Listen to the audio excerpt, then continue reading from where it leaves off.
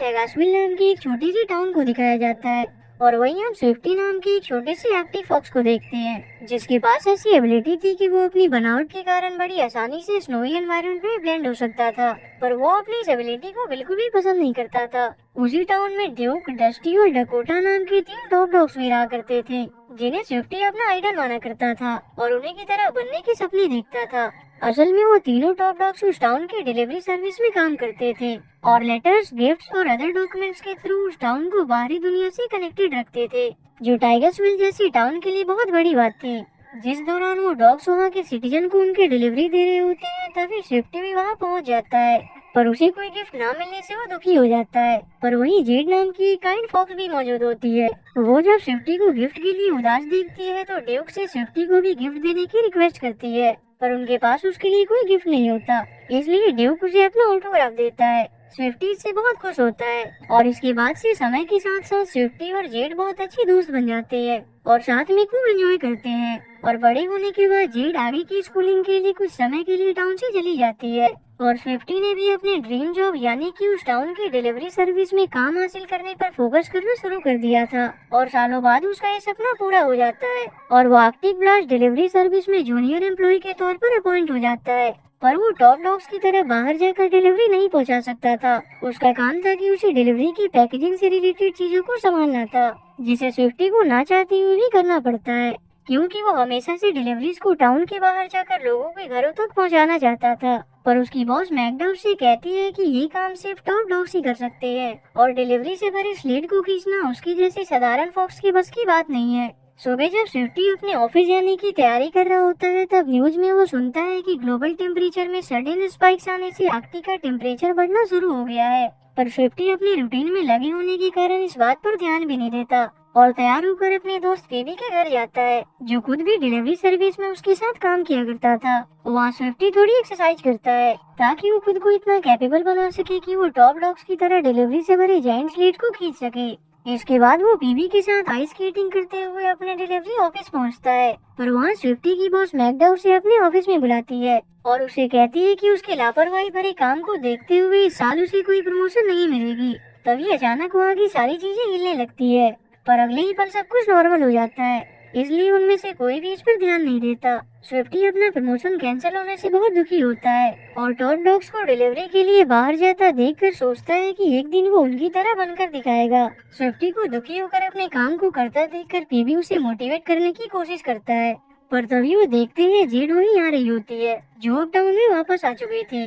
Swiftie मन ही मन उसे पसंद करता था, इसलिए वो नहीं चाहता था कि जेड को ये पता चले कि वो यहाँ सिर्फ डिलीवरी पैकेजिंग से जुड़े कामों को करता है, इसलिए वो जेड पर इम्प्रेशन जमाने के लिए ऐसा प्रिटेंड करता है ताकि उसे लगे कि वो बहुत बिजी है। पर जेड को इस बारे में पता चल जाता है असल में वो वहाँ एक डिलीवरी को एक सीक्रेट लोकेशन तक डिलीवर करवाने आई थी, पर टॉप डॉग्स पहले ही डिलीवरी लेकर निकल चुके थे, पर उसका डिलीवरी पहुँचना बहुत इम्पोर्टेंट था, इसलिए वो लेमी से कहती है कि वो उड़कर इस डिलीवरी को टॉप डॉग्स तक पहुँचा दे क्योंकि वो एक बर्ड था।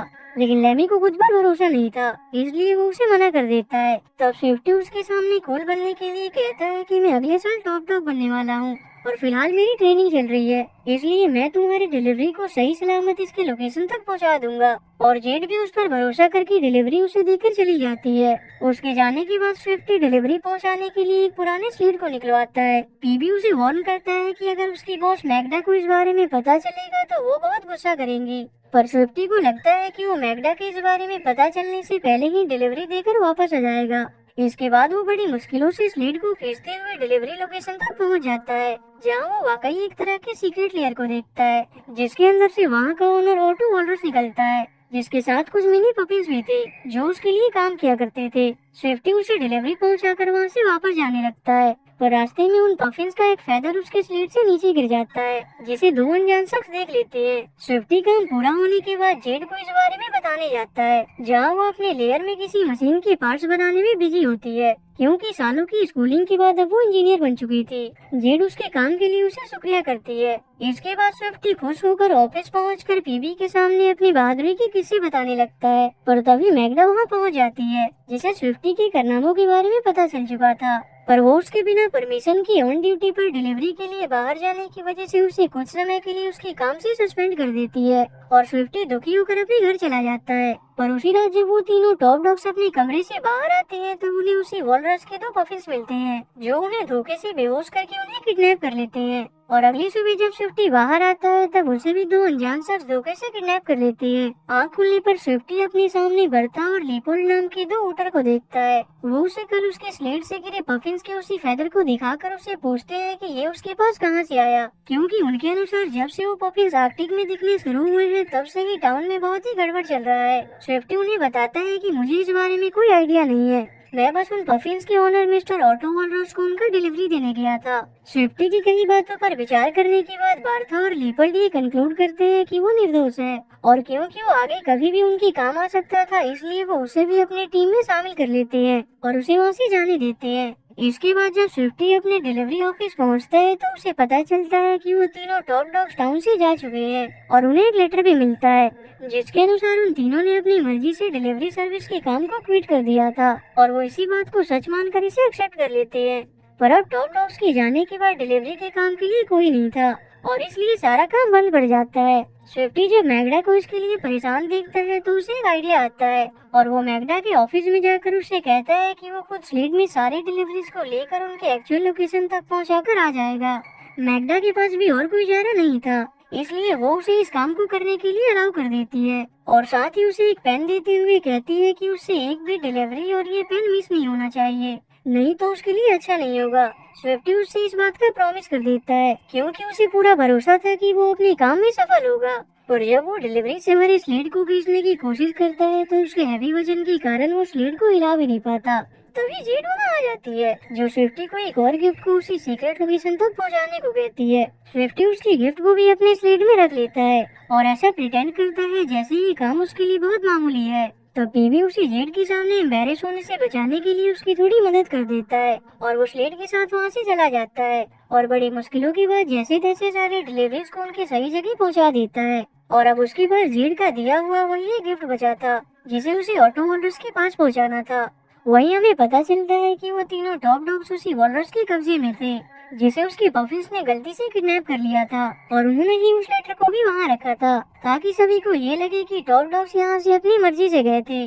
वॉलरस उससे बिना पूछे टॉप डॉग्स को किडनैप करने के कारण उन पर बहुत गुस्सा करता है पर अब वो टॉप डॉग्स उसके बारे में बहुत कुछ जान चुके थे इसलिए वो उन्हें वहाँ से वापस नहीं भेज सकता था। उठने में स्विफ्टी उसके डिलीवरी के साथ वहाँ पहुँच जाता है और वॉलरस उसे डिलीवरी देने के बाद अपना साइन करके वापस अंदर चला जाता है। पर स्विफ्टी को मैगडा का दिया हुआ पेन वॉलरस के साथ ही अंदर चला जाता है इसलिए वो उसे लेने के लिए पफिन्स को चकमा देकर उस लेयर के अंदर घुस जाता है। पर वहाँ वो एक जायंट ड्रिलर को देखता है और वहीं वो वॉलरस को देखता है जो अपने पफिन्स आर्मी को एक मैप दिखाकर अपने एक विलेनियस प्लान के बारे में बता रहा होता है। लेकिन उस समय स्विफ्टी उस पर उतना ध्यान नहीं देता और चुपके से अपना पेन लेकर वहाँ से निकल जाता है और भागते हुए टाउन में पीबी के पास पहुँचता है और उसे ऑटो वॉलरस पर अपने शक के बारे में बताने की कोशिश करता है। पर वहाँ उसे पता चलता है कि उसके सारे डिलीवरी सही सलामत सही जगह पहुँचाने के कारण उसके लिए सरप्राइज पार्टी रखी गई होती है और फाइनली उसके काम को देखते हुए उसे भी टॉप डॉग बना दिया जाता है। ये जानने के बाद स्विफ्टी की खुशी का कोई ठिकाना नहीं होता और वो सब कुछ भूलकर पार्टी एंजॉय करने लगता है और वहाँ मौजूद जेड पर भी ध्यान नहीं देता। जेड को ये बिल्कुल अच्छा नहीं लगता और वो स्विफ्टी से नाराज होकर वहाँ से चली जाती है और अपने लेयर में वापस आ जाती है। पर वहीं पर ऑटो वॉलरस के पफिन छुपे होते हैं जो जेड को भी धोखे से बेहोश करके किडनैप कर लेते हैं। अगली सुबह जब स्विफ्टी नींद से जागता है तब पीबी उसे बुलाने आता है। वहाँ भी स्विफ्टी उसे बताने की कोशिश करता है कि जिस दौरान वो जेड की डिलीवरी पैकेज डिलीवर करने गया था तब उसने कुछ अजीब देखा था। पर तभी कुछ किड्स उसका ऑटोग्राफ लेने के लिए उसे घेर लेते हैं और पीबी भी उसकी बातों का ध्यान नहीं दे रहा होता है। इससे स्विफ्टी को बहुत गुस्सा आ जाता है और वो वहाँ से चला जाता है। पीबी उसे मनाने उसके पास जाता है। तब स्विफ्टी उसे कहता है कि मैं टॉप डॉग बनना डिजर्व नहीं करता और मैं टॉप डॉग सिर्फ इसलिए बन सका क्योंकि ड्यूक, डस्टी और डकोटा सडनली गायब हो गए। इस पर पीबी उससे कहता है कि वो गायब नहीं हुए थे बल्कि वो अपनी मर्जी से गए थे। तब स्विफ्टी कहता है कि मुझे लगता है कि शायद उन्हें किडनैप किया गया है और वहीं वो उसे ऑटो वॉलरस उसके सीक्रेट लोकेशन और उसके पफिन्स की आर्मी के बारे में भी बता देता है और साथ ही उस जायंट ड्रिलर मशीन के बारे में भी बताता है जिसे वो शायद अपने किसी खास मकसद के लिए बना रहा है। और इस सब को देखते हुए ही वो उस नतीजे पर भी पहुंचता है कि शायद जो डिलीवरी पैकेज जेड उस लोकेशन पर इतने समय से भेज रही थी उनके अंदर उस जायंट ड्रिलर मशीन से जुड़े कुछ पार्ट्स हो सकते हैं, क्योंकि जेड एक इलेक्ट्रॉनिक इंजीनियर थी और मे भी ऑटो वॉलरस जेड को अपने मतलब के लिए यूज कर रहा है। वो बेबी से इसकी सच्चाई पता लगाने में उसकी मदद मांगता है और बेबी उसकी बातों को बकवास बताकर वहाँ से चला जाता है। इसके बाद स्विफ्टी जेड के घर इस बारे में पूछने जाता है, पर क्योंकि जेड को ऑलरेडी पफिन्स ने किडनैप कर लिया था इसलिए जेड उसे वहाँ नहीं मिलती। पर वहाँ उसे एक लेटर मिलता है जो ऑटो वॉलरस ने जेड को लिखा था। उस लेटर से स्विफ्टी को पता चलता है कि बहुत समय से वॉलरस जेड को अपने मतलब के लिए इस्तेमाल कर रहा था और उसे एक खास तरह की मशीन के लिए पार्ट्स बनवाया करता था। और असल में जेड की जो डिलीवरी स्विफ्टी वॉलरस को पहुंचाता था उनमें जेड के बनाए मशीन पार्ट्स थे और जेड भी इस बात से अनजान थी कि वॉलरस उन पार्ट्स को किस तरह के मशीन में यूज करता था। और इसके बदले में वॉलरस ने उससे कहा था कि एक बार उसका मशीन रेडी हो जाएगा तो वो जेड को उसके काम के लिए पूरी दुनिया में फेमस कर देगा।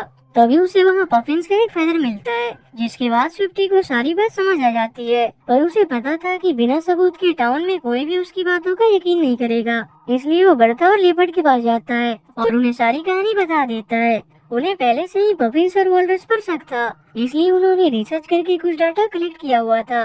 उन्हीं में स्विफ्टी को एक मैप नजर आता है जिसे देखकर उसे याद आता है कि वॉलरस के पास भी इसी तरह का मैप था। वो जब उन्हें इस बारे में बताता है तब उसे पता चलता है कि अब तक उन्होंने आर्कटिक में बहुत जगह ड्रिलिंग की है जिससे निकलने वाले गैसेस के एटमॉस्फेयर में आपस में कांटेक्ट में आने से एक डेंजरस केमिकल का क्रिएशन होता है जो ग्लोबल वार्मिंग को बहुत तेजी से बढ़ा देता है और इसे आर्कटिक का आइस कैप मेल्ट होकर ओशन में बदल जाएगा और इसी के साथ ही उनका पूरा टाउन भी डिस्ट्रॉय हो जाएगा। और जो अर्थक्वेक टेगासविल में महसूस किए जाते थे वो उसी समय के हुआ करते थे जब वो अंडरग्राउंड ड्रिलिंग किया करते थे और वो उसके अंदर के गैस को रिलीज करके उसे हीट अप किया करते थे। और ऐसा ही एक मेजर सेंटर उनके टाउन टेगासविल में भी मौजूद था और उसी तक पहुंचने के लिए वॉलरस इतने समय से जायंट ड्रिलिंग मशीन बनाने पर काम कर रहा था। वॉलरस का मकसद जानने के लिए वो साथ में छुपते हुए हिल के पार पफिन कैंप पहुंचते हैं जहां वो वॉलरस और उसकी पफिन आर्मी को उनके नेक्स्ट सेंटर पर ड्रिलिंग करते देखते हैं जिससे अगेन एक हार्मफुल गैस एटमॉस्फेयर में एक्सपोज हो जाता है। पर वहीं स्विफ्टी की गलती से पफिन आर्मी को उनके वहाँ होने के बारे में पता चल जाता है और वो उनके पीछे पड़ जाते हैं, पर समहाउ आखिर में वो उनसे बच निकलते हैं। वही हम जेड को देखते हैं जिसे वॉलरस ने अपने कब्जे में कर रखा था। जेड और वॉलरस के बीच सारी कन्वर्सेशन लेटर्स के जरिए होती थी और अब तक जेड ने भी वॉलरस को नहीं देखा था। वॉलरस उसे अपनी मशीन के लिए एक फाइनल पार्ट बनाने को कहता है जो था कंट्रोल पैनल। वो उसे ये काम देकर वहाँ से चला जाता है। दूसरी ओर स्विफ्टी बार्था और लेपर्ड के साथ अपने टाउन पहुंचता है और सभी रेजिडेंट्स को एक साथ इकट्ठा करके उन्हें वॉलरस और पफिन की सच्चाई बता देता है। मैग्डा वॉलरस को देखते ही उसे पहचान जाती है क्योंकि बहुत समय पहले वो मैग्डा की डिलीवरी सर्विस में ही एज एम्प्लॉय काम करता था। उसका माइंड इनोवेशन के मामले में बहुत शार्प था और उसने डिलीवरी सर्विस को अपग्रेड करने में बहुत मदद की थी। पर एक दिन उसने ग्लोबल मेल डिलीवरी को सक्सेसफुल बनाने के लिए मैग्डा को अपना प्लान बताया, पर उससे एनवायरनमेंट को बहुत खतरा था, इसलिए उसने वॉलरस के इस आइडिया से इनकार कर दिया। लेकिन इससे वॉलरस बहुत गुस्सा हो गया और आखिर में उसकी फ्यूरियस नेचर को देखते हुए उसने उसे वहाँ से निकाल दिया। स्विफ्टी मैग्डा से वॉलरस को रोकने का कोई प्लान पूछता है, पर मैग्डा उससे कहती है कि वो इन मामलों में यहाँ मौजूद सभी से ज्यादा क्लेवर है। स्विफ्टी टाउन के लोगों को मोटिवेट करके उनसे उसका साथ देने को कहता है, जिसमें आखिर में मैग्डा और उसके दोस्त उसका साथ देने के लिए तैयार हो जाते हैं। तब स्विफ्टी उन्हें अपना प्लान समझाकर वॉलरस के लेयर पर उनके साथ हमला करने निकल जाता है, पर उनका प्लान फेल हो जाता है और उन्हें भी टॉप डॉग्स के साथ कैद कर दिया जाता है। वहाँ स्विफ्टी को पता चलता है कि टॉप डॉग्स बिल्कुल ही हार मान चुके थे और इतने सालों तक डिलीवरी सर्विस करने के बाद अब वो उसे और कंटिन्यू नहीं करना चाहते थे। वहीं जेड ने वॉलरस की मशीन के लिए कंट्रोल पैनल बना दिया था और तब वॉलरस उसके सामने अपनी जायंट ड्रिलिंग मशीन के जरिए टेगासविल में अंडरग्राउंड ड्रिलिंग करने का अपना प्लान रिवील करता है, ताकि वहां से वो एक्यूमुलेटेड गैसेस को एटमॉस्फेयर में रिलीज कर सके और आर्कटिक को मेल्ट करके वर्ल्ड को अपनी ग्रेटनेस साबित कर सके। जेड भी उसका प्लान जानने के बाद बहुत शॉक्ड होती है, पर काम पूरा होने के बाद वॉलरस उसे भी बाकी सबके साथ कैद कर देता है। वहाँ जेड सभी को समझाने की कोशिश करती है कि वो वॉलरस की मशीन को बनाने में उसकी मदद इसलिए कर रही थी क्योंकि उसे उसके इविल प्लान के बारे में कोई आइडिया नहीं था। पर स्विफ्टी के अलावा बाकी सभी उससे बहुत नाराज होते हैं और अब स्विफ्टी भी हार मान चुका होता है। पर तब जेड उसे मोटिवेट करने की कोशिश करती है और उसे बताती है कि वो उस पर कितना भरोसा करती है। जेड की पॉजिटिविटी भरी बातों को सुनकर स्विफ्टी को भी बहुत हिम्मत मिलती है। तभी उन्हें पता चलता है कि वॉलरस उन्हें खौलते हुए पानी में डालने वाला है और वो उन्हें उस हालत में छोड़कर वहाँ से निकल जाता है। पर तब जेड अपने माइंड का यूज करती है और अपने केज से निकलकर स्विफ्टी और उसके दोस्तों को भी केज से रिहा कर देती है, जिसके बाद स्विफ्टी के दोस्त भी उस पर भरोसा करने लगते हैं और फाइनली बेबी की मदद से वो दूसरी केज तक पहुंच जाते हैं। पर अभी भी उन्हें अपने केज को नीचे जाने से रोकने के लिए कंट्रोल को टर्न ऑफ करने की जरूरत थी, लेकिन कोई भी उस तक पहुंच नहीं सकता था। इसलिए वो लेबी से इस काम को करने को कहते हैं और उसके अंदर की छुपी हुई काबिलियत को एहसास करवाते हैं। और तब लेमी हिम्मत करके उनकी बात मान जाता है और वो आखिर में कंट्रोलर तक पहुंचकर उन्हें मुसीबत से बाहर निकाल देता है। और अब तक वॉलरस अपनी मशीन के साथ टाइगासुल की तरफ निकल चुका था। जेड स्विफ्टी से बताती है कि उस ड्रिलर मशीन को शट डाउन करने के लिए उसे मैनुअली टर्न ऑफ करना होगा। वहीं वॉलरस अपनी पफिन आर्मी के साथ ड्रिलिंग मशीन से उस टाउन को डिस्ट्रॉय करने पहुंच चुका था और वो अपने मिशन को शुरू कर देता है। पर प्रोसेस शुरू होने में अभी 5 मिनट बाकी थे।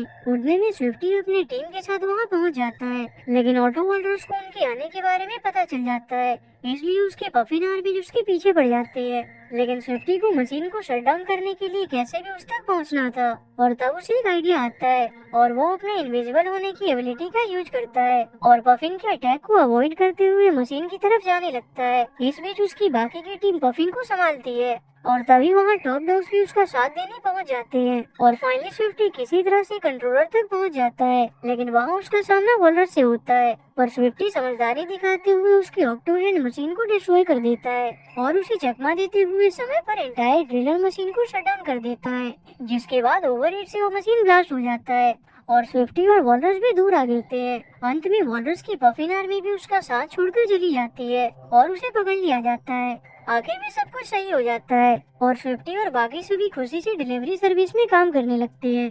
स्विफ्टी और जेड एक दूसरे के मेट बन जाते हैं और टॉप डॉग्स भी अपने रिटायरमेंट एज को एंजॉय करने लगते हैं और इसी के साथ ही ये मूवी यहीं एंड हो जाती है।